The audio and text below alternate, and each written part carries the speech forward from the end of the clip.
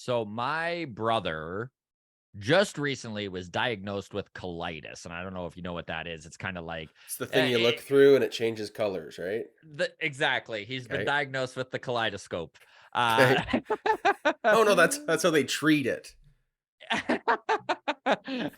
you just keep turning it until it comes into focus. Yeah. Anyways, long story short, he was a big beer drinker, but now he can't drink beer because it inflames his intestines, right? So Okay. he started drinking non-alcoholic beer. Oh, And I had a couple with him the other night, buddy, and I couldn't get over how tasty non-alcoholic beer has become. Like, yeah. have you tried non-alcoholic beer recently? Oh yeah. Budweiser Prohibition Brew or whatever in the black label. Yeah. That's like my Yeah. go-to right now. Yeah. There you go. I Yeah. I couldn't get over it because honestly, dude, like the last time I tried non-alcoholic beer was like 20 years ago, and it was my O'Doul's and grandpa's O'Doul's, right. exactly. Yeah. And it was god awful. Like it I was mean, just like, why? it was Go also ahead. 20 years ago, so you were a teenager, but I was 20 years ago, and I was like, maybe this 0.5 will do something, right? hey, if I have cough medicine and O'Doul's, I'll get really messed up. Kids watching at home, don't do that. But my brother just had me roll it on the floor because he was like, "Oh yeah, now that kids today aren't big drinkers like they used to." I'm like, "What do you mean kids today aren't drinking?" He's like, "Oh, kids don't drink. They're out there playing Pokemon. They're doing it." He's like, "They're doing it, but they're doing it sober." I'm like, "Doing it?" He's like, "Yeah, like hide the Pokemon, right?" I'm like, "Are you talking about sex right now?" Like the kids are Oh out there. my I'm god. like, "Okay." So anyways, if you haven't tried non-alcoholic beer lately, it's actually very good. And my brother also has a messed up view of kids today, I think. So there you go. Very interesting. Okay, My we biggest problem with non-alcoholic beer, though, I gotta say, it's yeah. still full priced. Yes, right? It should be like the same. It should be the same as like soda. You know, get me non-alcoholic beer for like $1 a can, and I'm in.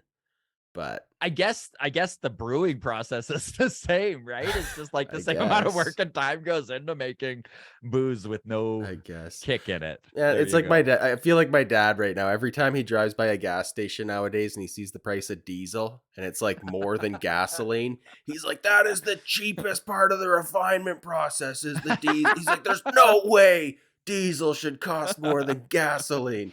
Anyways, that's me with my I had a non-alcoholic friend beer. I had a friend in 2000 change his truck from gas to diesel, and he was just like, "Oh man, I'm gonna be brilliant." And I remember like 5 years go by, and then it just like caught up all of a sudden, and he's like, "Come on, cost me Oh, so much to jeez. turn that over." Anyways, we have gone way off You know on the what? Now that we've weeded out all the non-regulars, let's get to some Blue Jays talk, shall we?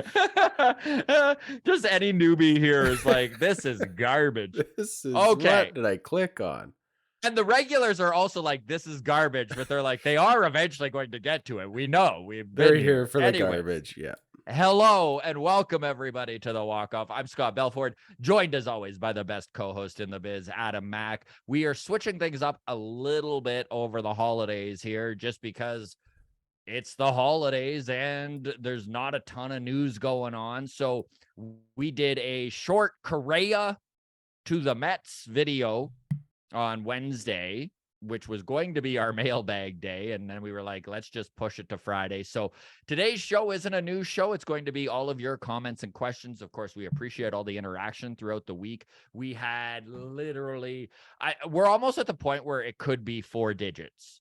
The comments where we're getting close to 1,000 comments that we need to Yeah. comb through every week. So our apologies if we didn't get to you. What we've tried to do is find topics within these, and then there's a bunch of questions that hopefully fit all under these one topic. So hopefully we're getting to numerous at a time.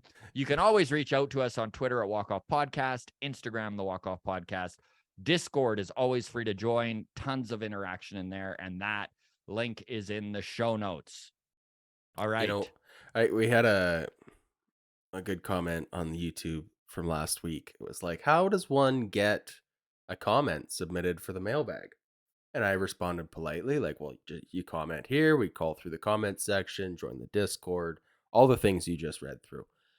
And then I can't remember who responded to that, but they said, "Honestly, just put hashtag mailbag in your comment and hope for the best." Which is very true, because Yeah. that is kind of like that is one Uh, thing Adam and I do when we're combing through the comments is we'll like comment on it on a good one, hashtag mailbag, so that we can find it later in the week. yeah. But yeah, But you so guys cheat the have system cracked all our you want. code for sure. Yeah. All right. Um, Ricky Tiedemann. Let's start with Ricky Tiedemann. Okay. So reports are out. Pirates want a massive haul for Brian Reynolds. Obviously, the Blue Jays have been connected to Brian Reynolds.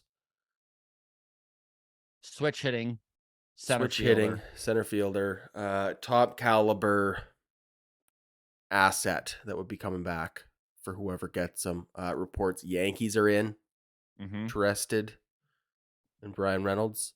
Uh, let's pull up the tweet here from John Morosi. So John Morosi says, if hashtag Pirates trade Brian Reynolds this offseason, they're looking for at least one top starting pitcher to headline the package, such as the Dodgers' Bobby Miller or the Blue Jays' Ricky Tiedemann, both of whom rank among the top 40 prospects in the MLB per MLB pipeline. So this is the kicking off point for our topic right now, Scott. Yes. In Quite Discord, a yeah, I was just it's a gonna pretty say, divisive topic. Obviously, a lot of fans very high on Ricky Tiedemann. as they should be. A lot of people also, as they should be, recognize that prospects will break your heart more often than not. Uh, I have a Big Nate coffee mug on my desk right now. So, uh, if this was 3 years ago when we were talking about trading Nate Pearson for Brian Reynolds, Yes. there would have been a lot of people in the same camp saying, no chance in hell we're trading Nate Pearson. But You can't trade a future Hall of Famer. didn't you see that clip on MLB Network? Okay, so Mr. Krister in Discord says, I'm assuming consensus here is to not trade Tiedemann in a package for Reynolds. Which, if you read the Discord thread after that question, he is incorrect. Pretty divided, I think would be a better Yeah. word than consensus. So Sentimental Hygiene said, nah, it would depend on what the plus was. And Ian added, I'm torn on it, but I would lean towards not trading him. Would rather try and work something out with Arizona.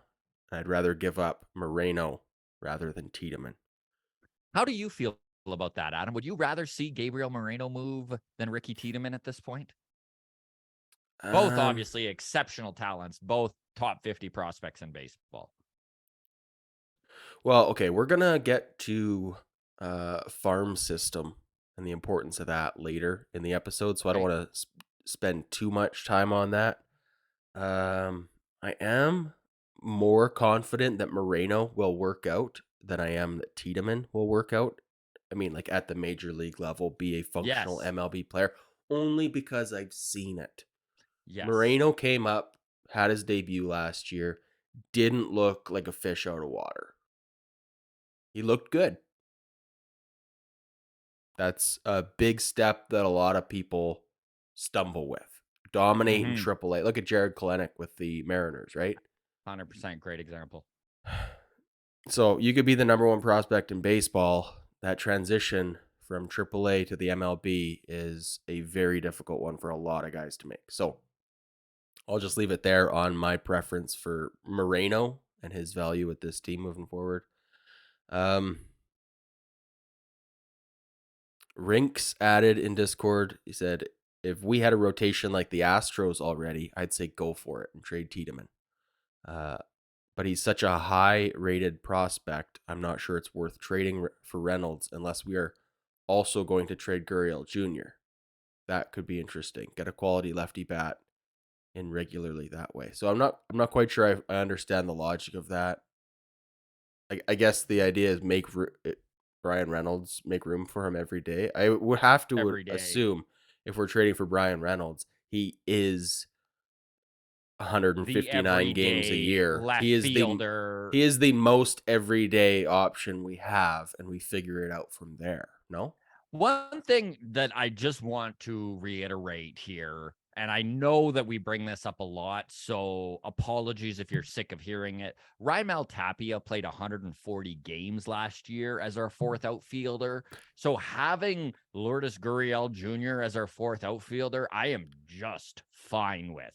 Yep. In all honesty. And we've seen Lourdes when he gets hot. Listen, Lourdes gets a lot of flack for his defense, which has continued to improve throughout the years. I know that when it comes to outs above average last season, which I know that he had some injury problems there, still played a fairly major role with this team, though. I'm not sure exactly how many games he was on the field, but it was somewhere between 120 and 130, I think, without looking. And his outs above average were, I think, -3, which is a big improvement from 2021, where it was -8. He's got a cannon of an arm that almost makes up for any differential there in outs above average. I'm not saying that Lourdes Gurriel Jr. is a good outfielder, everybody, but I think that he is a better outfielder than maybe most give him credit for. As for Ricky Tiedemann, here is where I am at on it. And I know that Adam is in the same boat because we have talked about this many different times. So let's start with the fact that he's 20 years old. He has 78 innings pitched as a professional ball player. Now, I know how quickly he has risen up the system, but one thing to keep in mind is 78 innings is a pretty small sample size. This is a dude who has spent very little time even at AA. And yes, he has dominated, which is exactly what you want to see your top prospects do. So he looks really good. Does he need another full year at AAA? Possibly. Again, he's 20 years old. I don't particularly wish to see him forced. Now, there are some big league scouts out there that truly do believe that Ricky Tiedemann is going to contribute to a major league franchise at some point in 2023. Those are big words and big hopes to put on a 20-year-old. He's a lefty who throws 98 plus. Those don't come around every day, and you don't necessarily want to get rid of them. Now, my reasoning for being on the side of not trading Tiedemann is because of the amount of money that they have invested in this starting rotation. And it has almost nothing else to do with almost any other aspect, because I truly do believe if they move Tiedemann, they have done the research and there is a reason to do it. And I'm all right with it. I'm not even, I will be shocked and I will be upset and I will come to terms with it, especially if Brian Reynolds is the return and we see just great production out of him. How can you not like that? Right? This team is ready to win. And if they're pushing their chips in a little bit here, that's fine. Now, we are going to get into how important the farm system is, and we don't wish to get too deep into the weeds here. But that's kind of where I am at for Tiedemann. Adam, feel free to chime in here if there's any other direction you want to take on this. No, that's basically it. That's Because it was you that pointed it out to me that the Blue Jays have almost 50% of their entire budget tied up in starting pitching. It's a lot of money. And to have a guy under control like Tiedemann over the next few years who's going to be low cost. I mean, look at where this team would be without Alek Manoah. And I don't even mean his production. Just the fact that he's young, he's not even ARB eligible yet, under control until 2028, affordable as they all come. And that's what the farm system is for, affordable young talent. And that's where Alek Manoah sits in here. And Ricky Tiedemann, the dream is he does the exact same thing. Now, again, if he's traded, I deal with it because I would like to see this team win a World Series. And if there's going to be difficult decisions made to get to that, to get to the promised land, nothing is easy, right? yeah, I mean, Would love to hear where everyone else is on this. Like, do you, watching this right now, listening right now, do you feel like Ricky Tiedemann is a no-go? Is this an absolute no-go? Or is there, in your mind,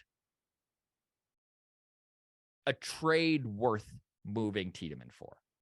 Well, I Love tell to you hear what, everyone's thoughts. we traded away Simeon Woods Richardson and Austin Martin for Jose Barrios. What was Simeon Woods Richardson was 20 Mm-hmm. when we traded him away. Yep. Last year really struggled in the Twins organization. Sorry, did I say last year? Yes. The season that just ended is now last year, correct? Yes. Okay. Yes. So 2 seasons ago, 2021 season, really struggled. Put up an ERA of close to 7. Yeah. It looks like for them. This past season had a nice bounce back. Because he's 20. Well, he's 22 now, but yeah, Yeah, 22 the now. Yeah, numbers have no. rebounded. He did make his major league debut at the end of the season there for Minnesota. Simeon Woods Richardson 2 years ago is how we feel about Ricky Tiedemann now, right? Was this young superstar pitcher who like Yeah. one day was going to really help this team. Jose Barrios helped this team a lot more last year than Simeon Woods Richardson would have last year, Despite a very down year. despite a very down year. So, would I do a very similar package for Brian Reynolds? Oh, yeah, Okay. I absolutely would. I mean, shoot me if you want for saying I would trade Ricky Tiedemann because I know that's But I love that you wouldn't trade Moreno. he's Or just would you? I just think Moreno is closer to contribute. Like I think Yeah. could make that step. Like if you told me the package for Brian Reynolds was Orelvis Martinez and Ricky Tiedemann, anybody who's been with this channel for a while remembers the gut punch reaction that you and Yeah. I both had to the Jose Barrios trade. Yes. Right? Austin Martin and Simeon Woods Richardson for Jose Barrios. Both of us hated it initially. What a gut punch. Because you don't see top 5 prospects in an organization moved almost ever. Almost ever. Yeah. So to see that happen definitely was a gut punch, and it will be again if they do it again. And it's going to need to wait and see what the return production is. I guess here's how I want to frame it, and then we can move on. If the trade is Orelvis Martinez and Ricky Tiedemann for Brian Reynolds, and we're just comparing that trade to the Jose Barrios for Simeon Woods Richardson and Austin Martin trade, I think I feel like less of a gut punch if we're for the Brian Reynolds trade.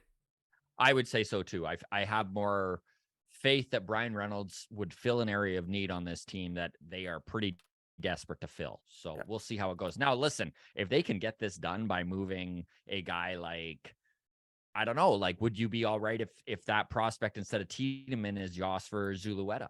Would you be all right if instead of that it's Semro Burst, right? Like there are top 10 prospects, starting pitching prospects within this Blue Jays organization that maybe they could entice the Pirates with instead. But I get the feeling the Pirates are pretty locked in on Ricky. I mean, yeah, if that's their guy, everybody values people differently, right? So maybe our because again, you don't know when we're just looking at like Baseball America's prospect rankings.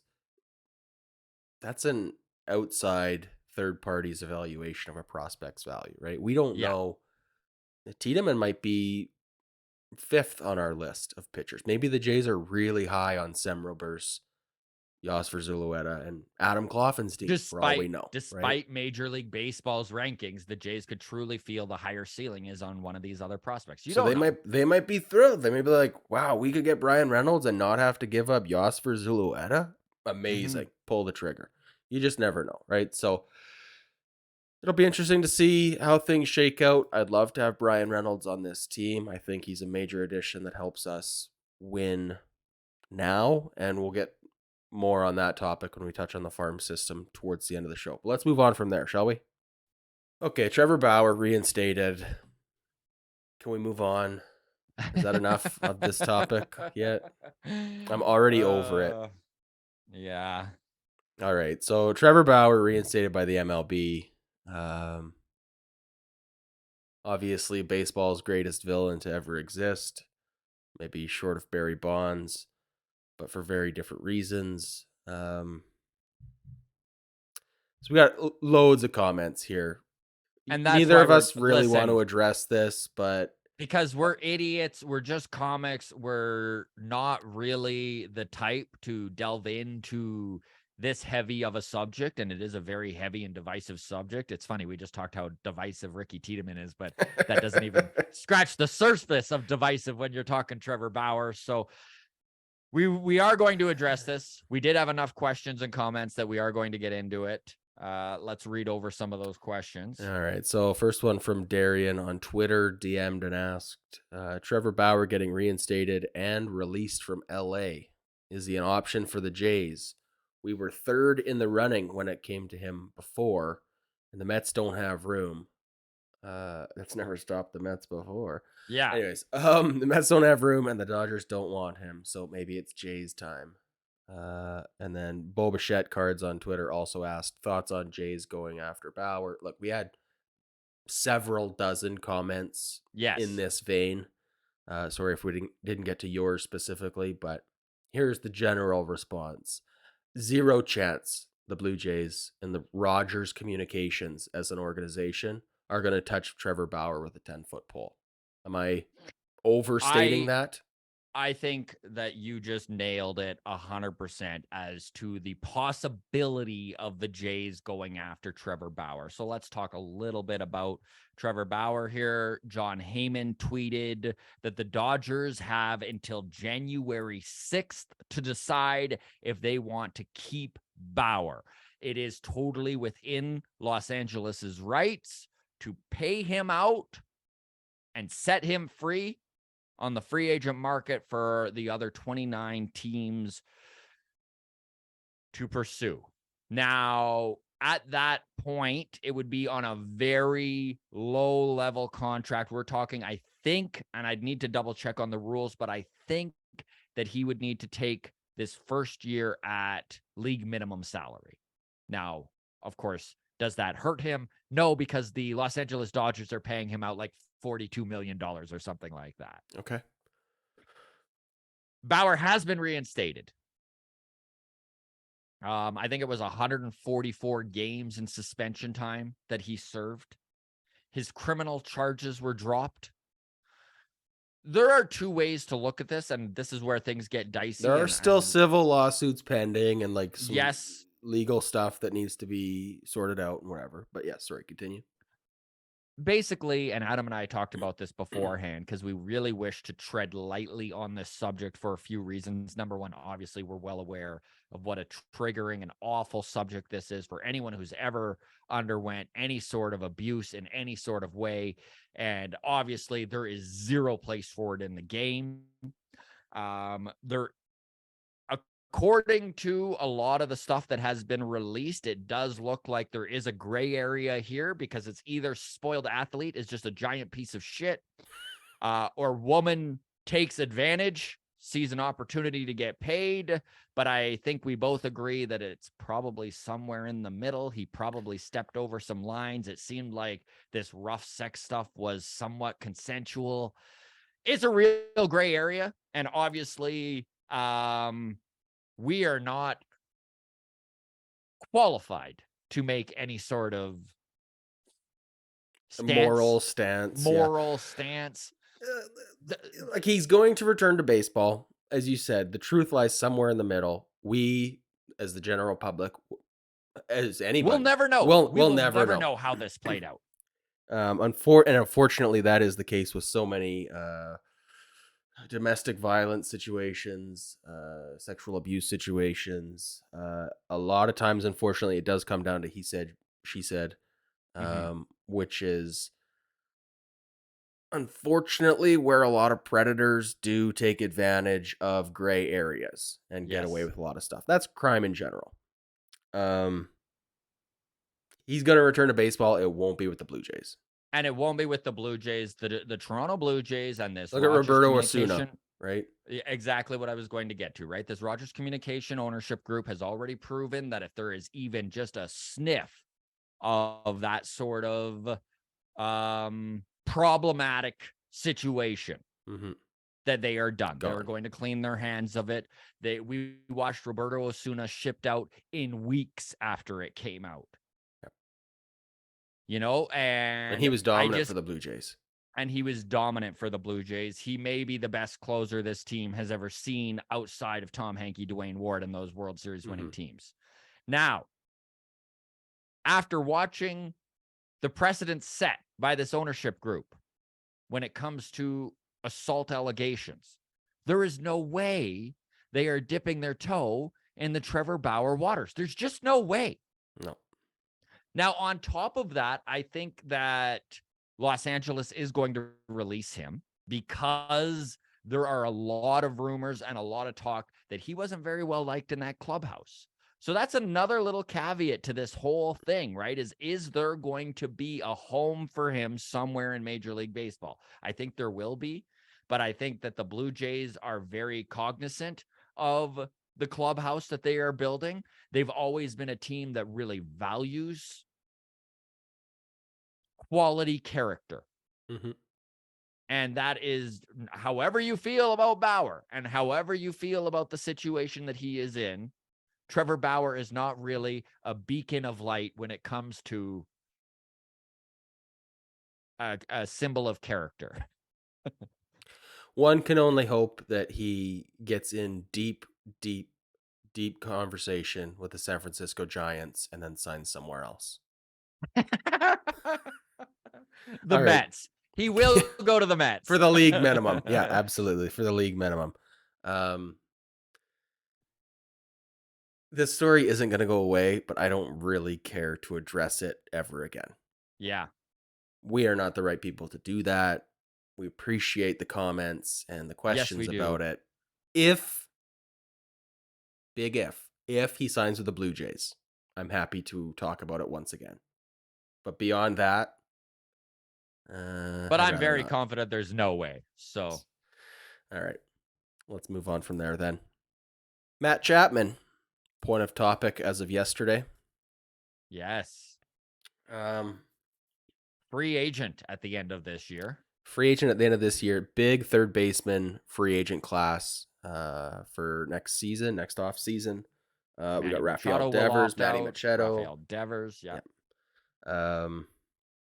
Matt Chapman will be probably the third most sought after third baseman. I would say third. Yeah, he's third squared. Terrible nickname.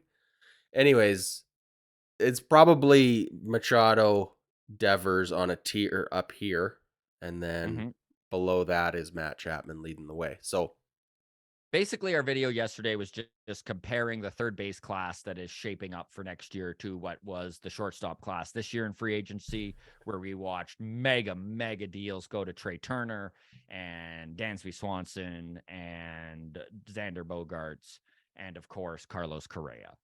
And so it's kind of shaping up the same sort of perfect storm, if you will, for Manny Machado and Rafael Devers, and to a lesser extent, Matt Chapman. So we had some good conversation about the Blue Jays approach, because obviously this is going to affect the Blue Jays next year, whether we like it or not. Is there an extension for Matt Chapman? This is the time of his career to make hay. So do the Blue Jays do it? Do they go for one of the bigger fish? Do they stick with someone in-house, maybe a young prospect that they have faith in? Money for Matt Chapman was a divisive topic. Yes. As fans, we are all oblivious to the real value of a superstar athlete. If the last 24 months has taught me anything. But let's get into some of the comments here. So a new era 03 on YouTube commented that they would definitely make a run at Devers. Him and Vladdy are good buds. Jays need an elite left-handed hitter. Vladdy's good buds with everyone. That's a good point. Like, I've never seen him at an all-star game giving anybody the cold shoulder, right? Yeah. Especially playing first base. He's chatting it up with everyone that gets on base every game long. Kudos to Vladdy for being such a likable guy. Jays do need an elite left-handed hitter. This is correct.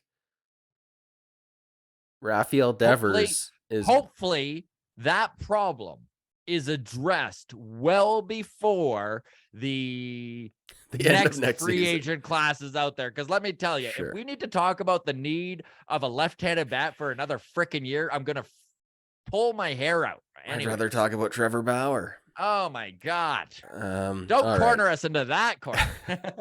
Rafael Devers gonna get mega money. 300 million, is that safe to say? I would say that's probably a pretty good bet. Maybe north of that, but it's gonna be what I everybody think the would consider a minimum, mega deal, quote I unquote. think the minimum for 26-year-old Rafael Devers is a replication of the Manny Machado 10 years, $300 million with an opt-out at age 30. Yeah, I think that's a pretty easy starting point for any discussion, and then you get guys willing to outbid each other from there. So yeah, if you got 350 million next season, I wouldn't be shocked. I love how everyone everywhere, Adam, is like, the Red Sox aren't going to do this. Like, the Yeah. Red Sox are out. Yeah. Nobody has faith the Red Sox are going to retain this homegrown stud talent that they have developed at third base. Interesting. I was just reading an article this morning, and by which I mean watching a video, and they were talking about. I need to put that on a coffee mug. But they were talking about the Red Sox aren't sold on Trevor Story as shortstop. I know they just spent hundreds of millions of dollars to bring in Trevor Story as a like emergency backup shortstop if Bogarts leaves. Bogarts leaves, and now they're like, yeah. So sounds like some members of the executive committee there are not thrilled with the idea of moving him back to shortstop and prefer the idea of Kiki Hernandez in What is Shane Bloom shortstop. doing?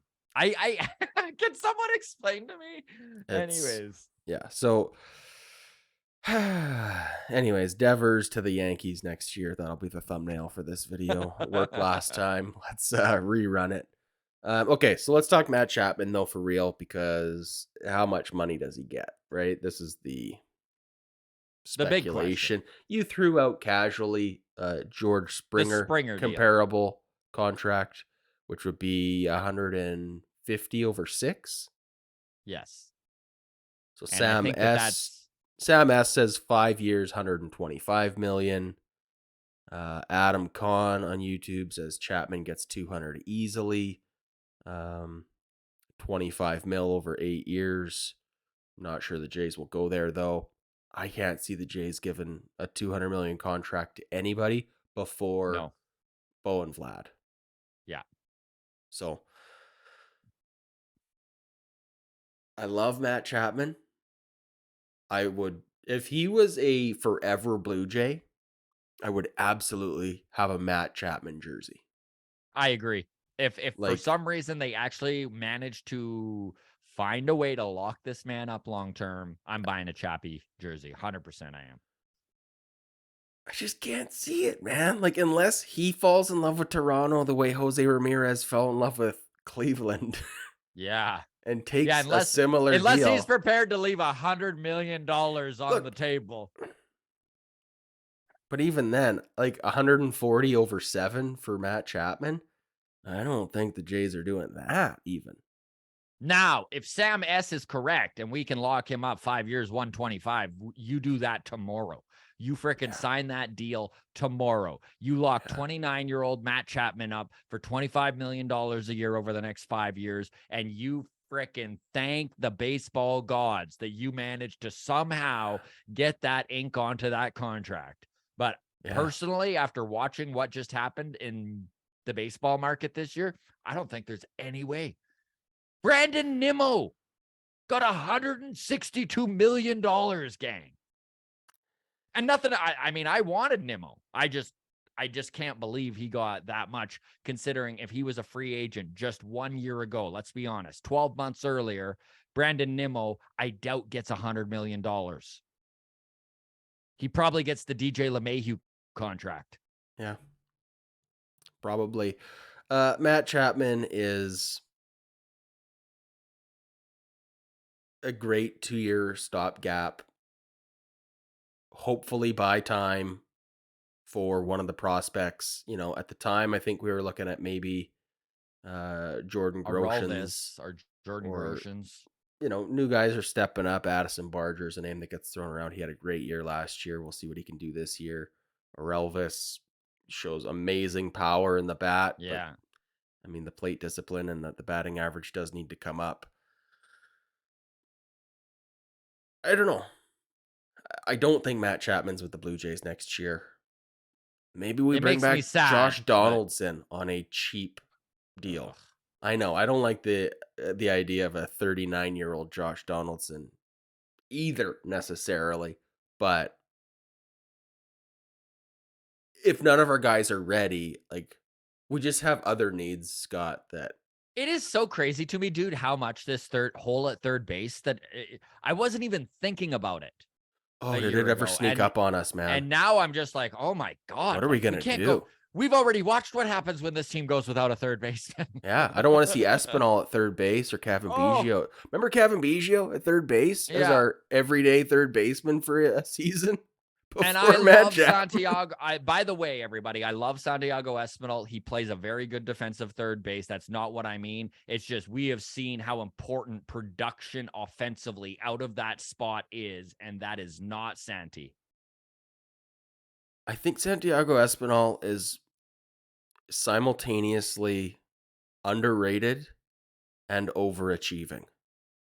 Can both of those be true? Yes, they can both be true, of course. Okay.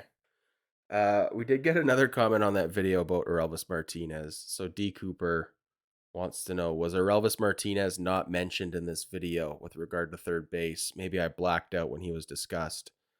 I just commented, I don't know. I said we can't be expected to keep track of all the garbage falling out of our mouths. We barely think about what we say before we say it, let alone afterwards. And D Cooper If we respond, didn't mention Aroldis Martinez, that is an option next year at third base. I think he still starts at AA this year. He has slid down the prospect rankings when it comes to Blue Jays prospects, and which is expected to happen. There's always shifting around, and he still is a top 10 prospect and has a ton of power. I know Adam and I have talked about this before, that he was second in all of AA baseball in home runs. And the fact that he was 20 when he did it is incredible.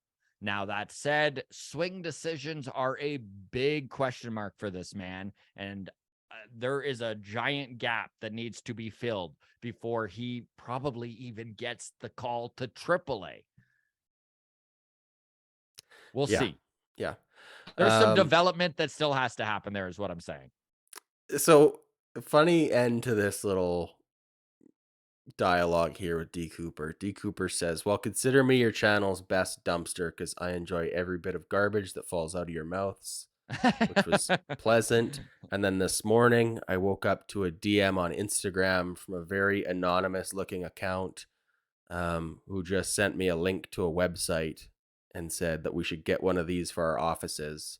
The website, Scott, I just sent to you on Facebook. I'll pull it up here for everybody looking at home. This is dumpsty.com, and these are miniature desktop dumpsters. So a little dumpster for your desktop. Showed this to my wife. Catch our verbiage. Yeah, I showed this to my wife. I asked for Christmas. I said, I know it's last minute, but maybe. She took one look at the price tag, $200 for a little miniature dumpster this size. She said, no way. So it was a fun way to wake up this morning anyways, but no That's dumpster great. on my desk this Christmas. Okay, let's move on. By the way, everybody, we really do put a bunch of research and effort into this, but you get in the middle of talking about stuff, and next thing you know, you're off on a tangent, and exactly out comes the garbage. Exactly. All right, let's move on from there. Next one is going to come in from Patreon. So Wyatt on Patreon wants to know, What Which, by the way, is everybody, Wyatt, really appreciate you and all of the Patreon. We are going to have a brand new set of, what do you benefits? call them? Perks? Benefits perks for being a member of the Patreon. That will be released in the new year here, but we do appreciate everybody. And right now, I know one of the big advantages is you always get on Mailbag. If you send us a DM in your Patreon, you get Within bumped to the top reason. within reason. I mean, We haven't had any unreasonable yeah, comments don't yet. message us on Trevor Bauer and expect Yeah, us to if read you're your gonna comments. constantly try to get us to talk Trevor Bauer, you're out. We're canceling your subscription. All right, let's this one here from Wyatt. So Wyatt says, I hear the term, quote, playoff experience used a lot when it comes to certain players, for example, Kevin Kiermaier. And I was just wondering if you guys could explain with a little more detail what kind of scenario or situation would KK's playoff experience help the Jays when they are in the actual playoffs? I have so much value personally I put into experience. I truly think and this could just be from 15 years of stand-up comedy, and I know how difficult it is to accumulate the experience needed to react in the way you should react when throwing an obstacle or throwing something that you haven't seen before. So often when it comes to any profession, you can learn the basics quickly, but you can only learn the little minutiae by actually experiencing that and going through it. So I'm going to give an example here that all Blue Jays fans will remember. 2015, the Toronto Blue Jays are in Game 5 of the ALDS, facing off against the Texas Rangers, the hated Rangers. 7th inning. Chew at the plate, and Russell Martin stands up, throws the ball into his bat, something that I'd never seen in baseball before. Winds up giving up a run. The Rangers take the lead. All feels lost. And I look back on that moment, and there is no one in baseball that I would have rathered have behind the plate at that moment than Russell Martin. There's not a catcher I can think of in that situation I would have preferred make that mistake. For numerous reasons, Russell Martin had been there before. He had been in a pressure cooker, game deciding, series deciding moment. And he was able to take that experience and that mental toughness needed to overcome obstacles in the highest of pressure situations and lead the Blue Jays to a win and a massive bottom of the 7th. You look at the players that they had in place for that, and it was all sorts of experience across the board. So when playoff experience gets brought up, by no means is it everything. By no means is it everything. But you don't know how to react in a situation unless you have been there before. And I think that Kevin Kiermaier being added to this team is doing just that. It's adding to the library, the encyclopedias they have of how to deal with certain situations. I know that's a very old reference. But, like it's Google search. It's how do you deal with this? And there being someone who can answer that. That is massive. Anything to add here, Adam? I'm talking myself in a circle. You're muted still. Good catch. Hey, Had a sneeze in the middle of your rant. anyone on audio had zero idea. All right, well now they do. All right. peek behind the curtains. So Russell Martin, yeah, great example, calming presence in a disaster of a situation. Um, was it Rougned Odor who had like 3 errors in the next inning? Yes. Yes.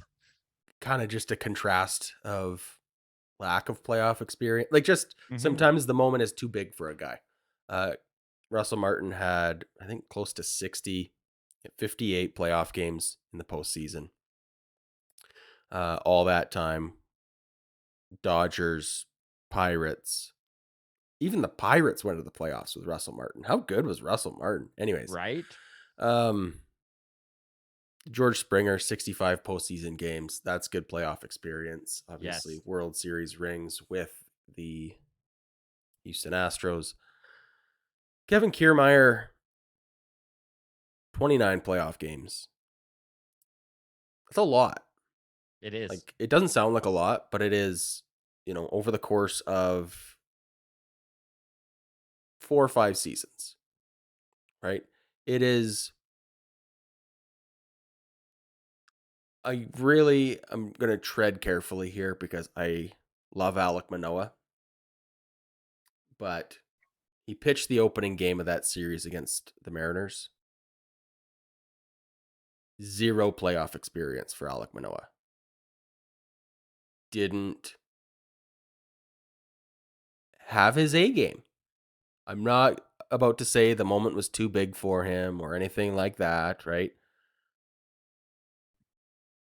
But playoff experience does matter. And I do think that even just having that one game under his belt is going to make a world of difference going into next year for Alek Manoah, Mhm. Fingers crossed, we make the playoffs, take nothing for granted.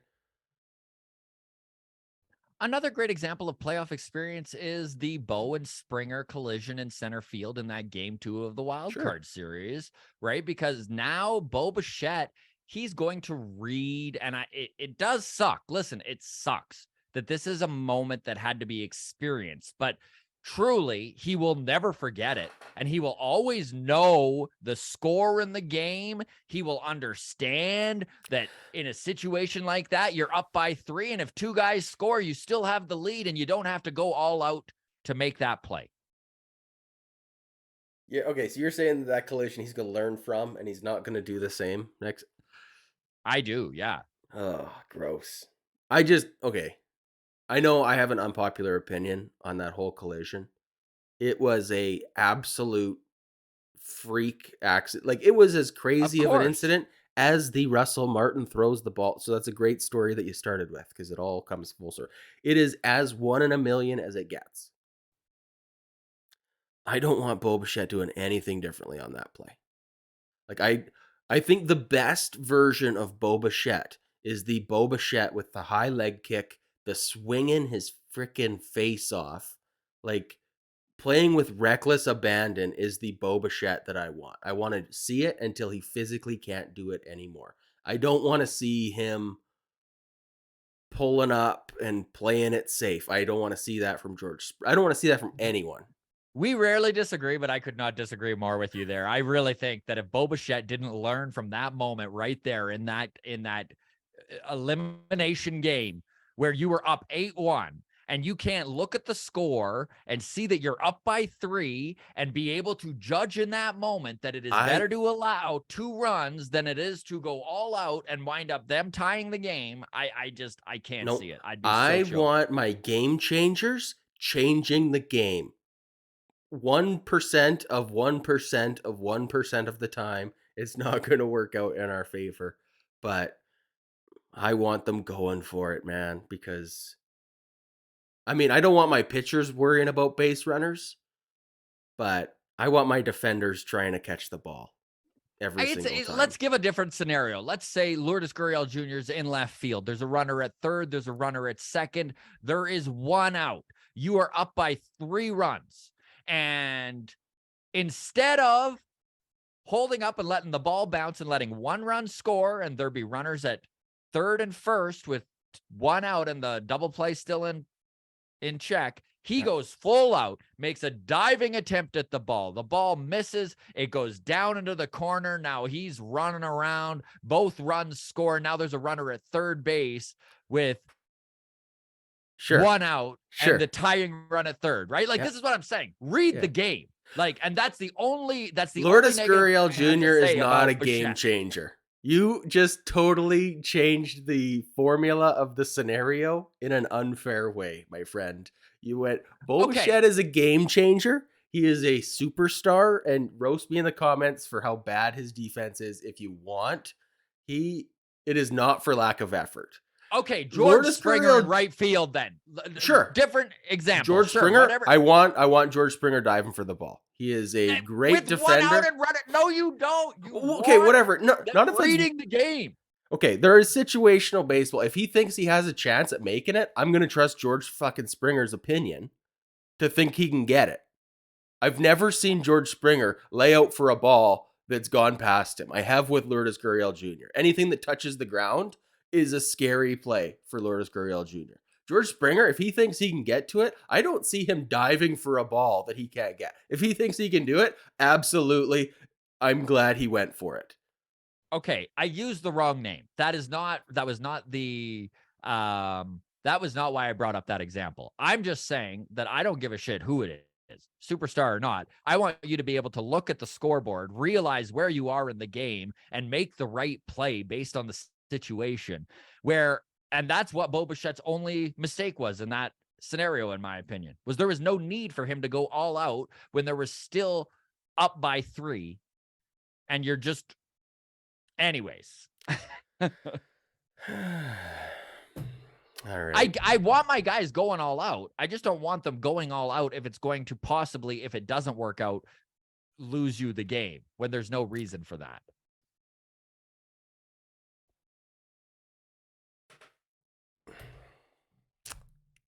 I'm speechless right now. I'm glad we disagree on this. People in the comment section, let us know where you stand on all this.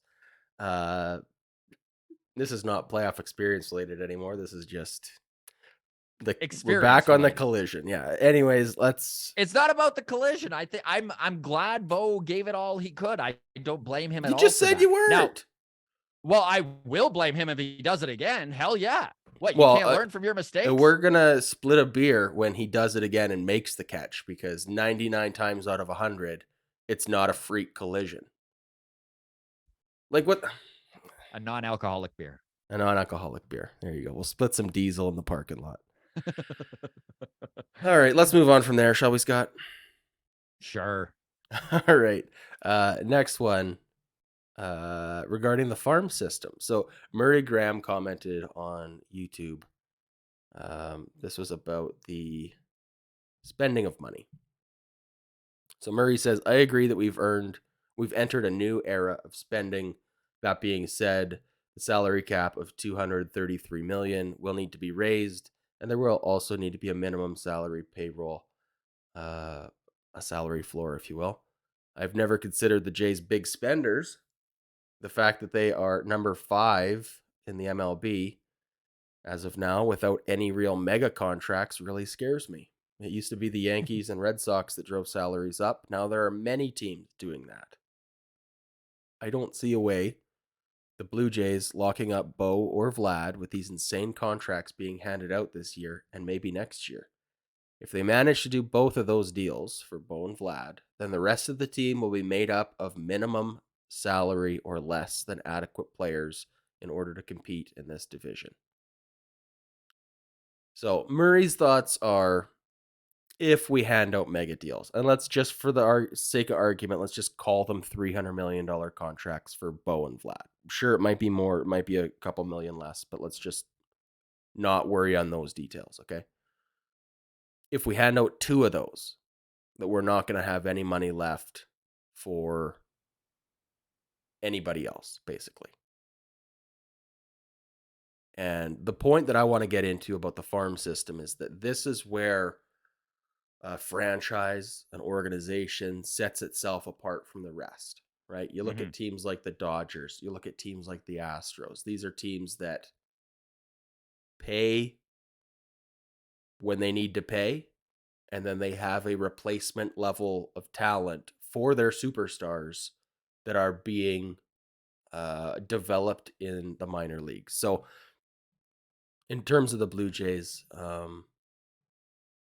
it's guys like Addison Barger. Maybe I'm giving him too much credit to even have his name in the list here, but or Elvis Martinez, Gabriel Moreno, Ricky Tiedemann, Zemro Burst, etc. Right? In theory, by 2027, Springer's contract, that whole big deal, is basically replaced by Vladdy's. And Ryu's contract is basically placed by Manoah's new contract. But then the value that we're getting right now from Manoah, from Vladdy, is again, hopefully being replaced by Ricky Tiedemann pitching 150 innings at a 2.5 ERA for the league minimum, the way Alek Manoah is right now, right? Like, or Elvis Martinez hitting 40 home runs for $800,000. Mhm. That's how we sustain this competitive window, right? Gabriel And Moreno being a superstar catcher for us for this league minimum. roadmap this roadmap isn't new, like Adam just said, right? This is Los Angeles Dodgers baseball 101. This is how the Houston Astros were able to watch George Springer and Carlos Correa, the heartbeat of that 2017 World Series champion team, walk and then replace them with Jeremy Pena, World Series MVP, and Yordan Yeah. Alvarez, just one of the biggest sluggers in all of baseball. There is Everyone talks about the window of contention, okay? The doorway of contention, the garage door of contention, right? I Yes. want I want the biggest hole in my house for contention possible. Contention also means like arguing, doesn't it? Like my wife had some A contention towards me She last had a night. point of contention with you, yeah. Yeah. Yeah. I don't want a single point. I want a window of it. You're like, can we close this garage door of contention? All right. Sorry. Continue your I didn't My mean to cut rant, you if off you there. will. Your Anyways, rant. basically what I'm getting at is the Blue Jays front office has made it very clear that what they're trying to do is extend this window of contention to as long as you possibly can to follow in the footsteps of the Los Angeles Dodgers, who have been a contending team now for a decade. A very, very difficult feat to attain in today's baseball world. Mhm. And you truly need big bucks to do it. And you truly need an elite farm system to pull this off. And that is the goal of this Shapiro Atkins regime. Now, if they don't pull it off, fire them both. I'm not here to, stick up for this front office if they don't pull it off. However, I do understand what they're saying and I do see what they're trying to accomplish. And, we're all Blue Jays fans here. Frick, we want to see this team compete for as many years as possible. It's just more fun. Playoff baseball is the best. September baseball is pretty fun too because Yeah, there's September no baseball. downside. That pennant race is pretty darn fun. Yeah. Yeah. All right. I guess that's all to say on the value of a good farm system, right? That's Mm-hmm. I mean, even in a non-World Series, non-contention extending viewpoint, like the lack of AAA farm system just last year Just last year. really painted us into a corner at the trade deadline when we had no one close that we could Yeah. really make deals for, right? Mm-hmm. We talked about earlier in the show, moving Simeon, Wood Richardson, and Austin Martin. And yeah, that's the value of having a farm system, is having a guy that you can move at the deadline. And we didn't have that last year, but everyone's one step closer this year. So we'll see. Anyways, 100%. farm system, very important. All right, let's move on to this last one here and then we'll wrap it up. Okay. Bobichette needs a payday. We talk about Matt Chapman coming due this year. Bobichette, Vladdy, both due 3 years from now. So Marcus G, longtime listener, watcher of the show, Big so, supporter. Love Marcus. says, great show, guys. Just a quick question for the hashtag mailbag. Look at him cracking the code. Says, armchair GM. At this point, do you just offer Bo the Correa contract this offseason? Maybe a variation like backloading the contract more or adding an extra year to reduce the AAV. And if he rejects, we just plan the next 3 seasons with the expectation that he's gone after these 3 years. He says knowing someone won't resign does also help with information, with cost certainty. So that's a really good point. Like right now, we are in a predicament with Matt Chapman, right? Where it's like, well, maybe we can offer Matt Chapman a competitive contract because we got to leave something for Bo and Vladdy, right? But if you've already offered Bo your best offer, you said, Bo, here's 400 million over 14 years. Take it or leave it. And he goes, no thanks. We go, cool. Well, have fun for the next 3 years. And we're going to go give our money to Matt Chapman instead. Yeah. And there is some real value in doing that. And I really like that armchair GM way of thinking. Marcus has kind of summed it up beautifully there. Is at least with making him a big offer like that, that you are aware where the chips are going to lie for the future and you can plan around that. The last thing I want to see this front office do is sit on their hands and then be caught in a real situation where they're scrambling a little bit. I don't want to see this organization scramble because it never seems to work out when that is the situation that they are in, or any organization for that matter. And I think you are correct. If Bo is not going to sign long term, I think the best thing you can do is grab the guys who will. Yeah, I just want one caveat with this approach is, and I'm not saying this is what the Jays are going to do, so whatever. I know they're doing their own thing. But if this is the approach to take, I just genuinely hope that the offer they make him is realistic. Like Yes. I do not want to see them try and lowball him and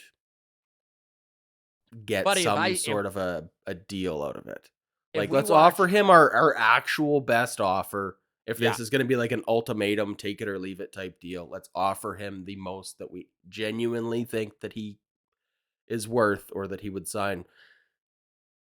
because if it comes out like it did with the Red Sox and they're offered as Xander Bogarts, where they Exactly. offered him 6 years, 160 million or something like that, where it's literally almost Slap in the half face. Yeah. of what the competitors were offering. Like I don't offer him anything if you're going to Yeah. insult the guy, Yeah. right? Agreed. Like it's just bad business for free agents and for locking up your own homegrown talent. It's a bad look. Agreed. And it has trickle down effects too. Like you said, it sets a bad precedent within the organization. I think the Red Sox have screwed themselves, like we're gonna see with Devers when he leaves, right? Mm-hmm. At least you can go to Alec Manoa at the bargaining table and be like, look, we tried our best. I know you like Bo Bichette. We tried our best to keep him. We offered him a good contract. He was not willing to do it. But But you, here's his money. here's Take his his money, Alec. take his money, Alec. All right. Anything to add to that, or should we wrap it up? We're getting a little bit long in the episode, anyways. Let's wrap it up there. Honestly, thank you so much to everybody who has interacted with us throughout the week. It's always fun chatting with everybody. I know I really enjoy on Twitter when I get DM'd and we get to talk baseball a little bit. So please feel free to continue to do so. That's at Walk Off Podcast on Twitter, which, by the way, all of you following on Twitter, I want to give a little tip of the hat and say thank you so much. We are almost at 1,400 followers on Twitter. We have almost 150 more than I am following. I try to follow everyone who follows us. So if for some reason I'm not following you and that upsets you, just shoot me a message and it will be done. There you go. But we did start off with literally I followed like 700 people and we had 0. And the fact that we have more followers than I'm following now is pretty darn cool and pretty humbling. So thank you very much. Pretty cool. Very cool. All right. Merry Christmas. Happy holidays. We'll Yes. see you guys on when are we back, Scott? Boxing Day? The 27th? What would you rather?